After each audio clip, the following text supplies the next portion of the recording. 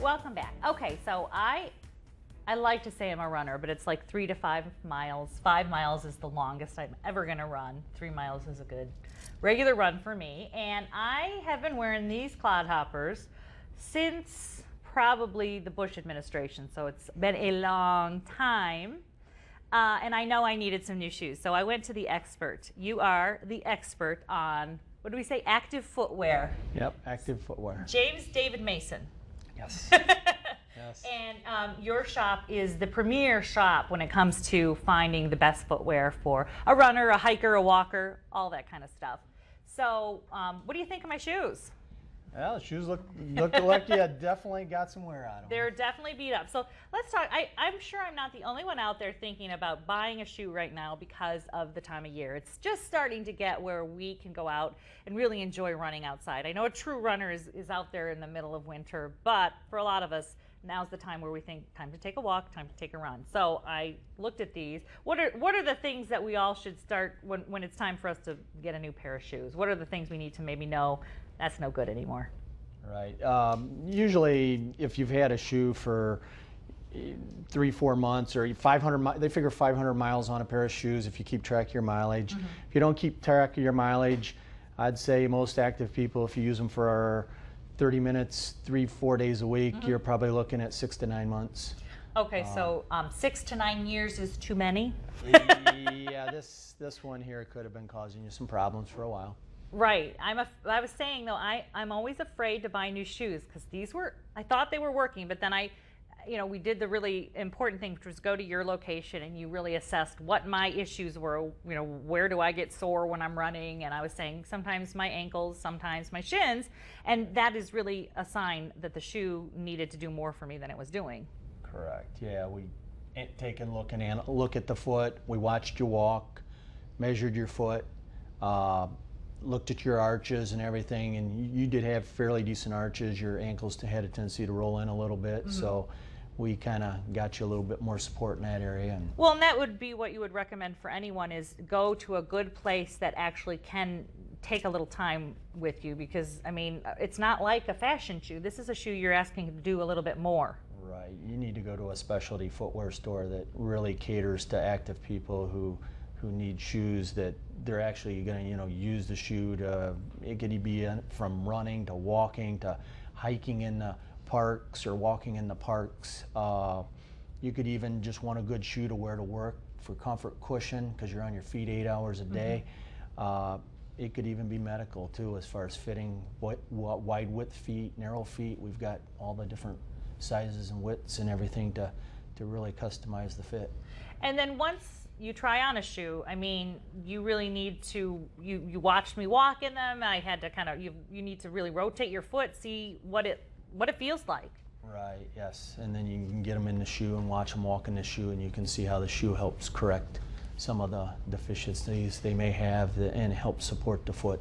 And one of the worst things we do is pick shoes because they look nice, right? Correct, yeah, that's... So you asked me, what do I like? And I said, pink. Yeah.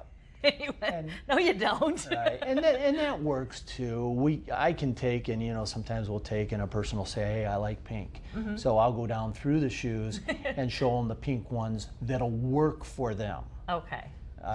You might not quite get everything you want, but I will show you which ones that will work for your foot type and for what you're trying to use it for and everything, and hopefully find a mesh there, because we carry over probably 300-400 styles of shoes. So right, so there's going to be an option. There's usually some options. So when you talk to, like I'm a 3-miler a couple times a week. I'm not a long distance runner by any stretch of the imagination. That's another part of it. What kind of questions do you ask about the style of running a person does? Because doesn't that impact what they buy? You still need a good shoe, I find, that because if you take and you come in and say, hey, I'm only going to run 3 days a week, 3 miles, and you get out there and you enjoy it and you have a good shoe that works good and feels good to you, you may do the activity more. And if you do the activity more, then you should at least start out with a shoe that most of your shoes start out right around $100 now, and they can go up from there. And you do get what you pay for. Okay, I'm going to take, it's nice of you to hold my gross old shoe. Show me the couple of the shoes, and what is it that make these so great? These are an ASIC, is that right? Yeah, this is an ASIC shoe. It has the extra cushioning up in the forefoots. Okay, yeah, that's great. And then it has the gel piece that they put in the back to help cushion the foot strike and everything. Most of your better shoes have thermoplastic heel counter in them that gives What does that mean?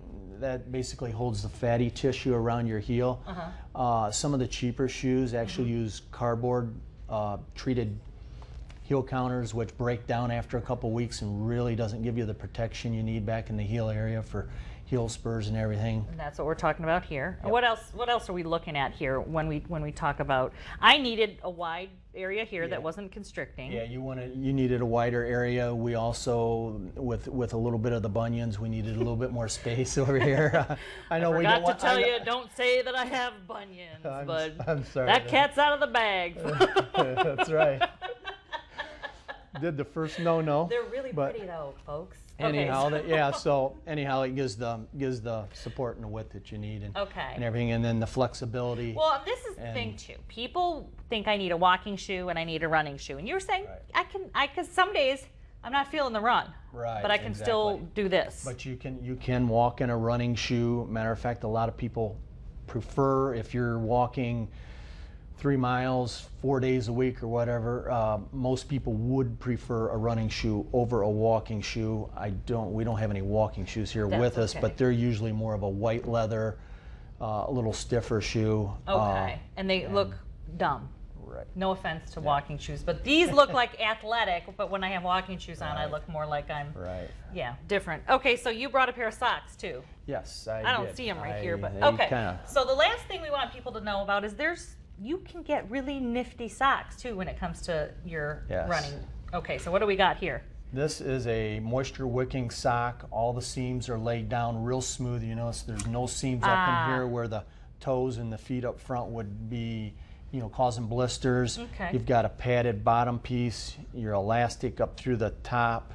Some of them even have a little bit of elastic through the arch area. Perfect. That'll give you support there.